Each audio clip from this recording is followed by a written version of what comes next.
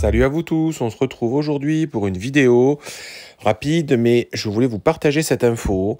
Vous saviez que, voilà, moi j'ai réfléchi déjà à plusieurs reprises de savoir si je changerais pas les Aero Wheels et je voulais mettre une autre version, une version un peu américaine, les Rimetrix, je vous les montrerai juste après.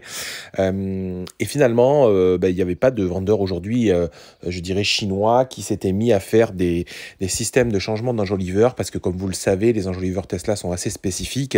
Ils ont des systèmes de crochets en fait qui viennent s'agripper sur la jante existante nativement sur le véhicule. Et donc, c'est un petit peu plus complexe à faire qu'un enjoliveur de voiture standard, et plus coûteux certainement également. Et donc, pour le coup, jusqu'à présent, il y avait eu cette marque américaine qui s'y était lancée. Et ça y est, maintenant, il y a donc des Chinois qui sortent des choses qui visuellement ont l'air plutôt sympathiques, parce que j'avais vu des choses précédentes qui n'étaient pas très concluantes, mais là, enfin, je trouve qu'il y a un design en fait de la jante performance aujourd'hui des Tesla.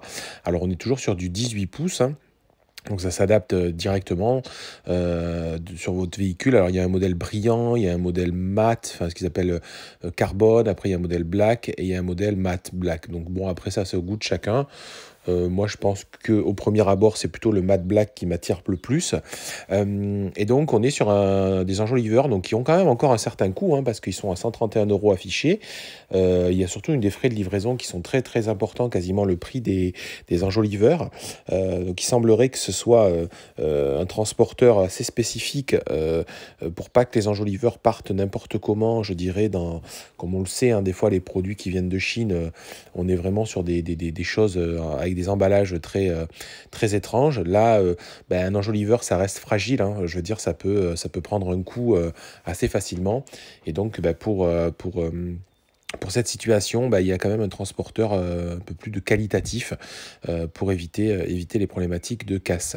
Donc on voit que les enjoliveurs sont livrés effectivement avec voilà, ils sont emballés dans une espèce de petit sac d'emballage. Alors là, le vendeur, lui, fait différentes choses, hein. Ils ne font pas que les enjoliveurs, mais moi, je fais le focus aujourd'hui sur les enjoliveurs.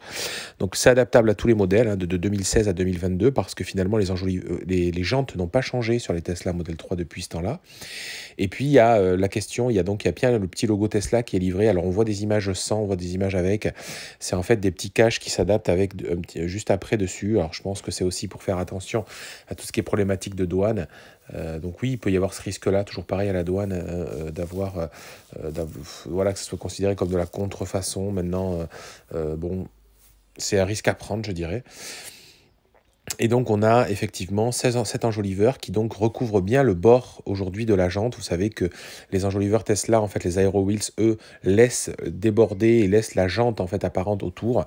Là, c'est comme des Rimetrix, en fait, ça vient complètement cacher l'ensemble. Je pense que ça a une vertu d'avoir l'impression d'avoir une jante plus grande, vu que l'enjoliveur reprend toute la surface.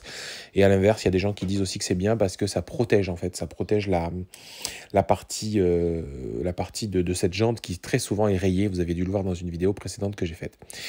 L'effet est plutôt, sur les photos, assez correct, hein, sincèrement. Je me dis que ça peut faire illusion. Alors souvent, on les voit très neufs, là, très propres, sur des roues qui sont un petit peu usées, entre guillemets, donc forcément, le contraste est plus fort. Sauf qu'au quotidien, c'est vrai qu'il y a toujours une sorte de poussière qui s'y dépose, qui fera peut-être plus naturel. Donc voilà ce que je pouvais vous dire. Je voulais vous les partager.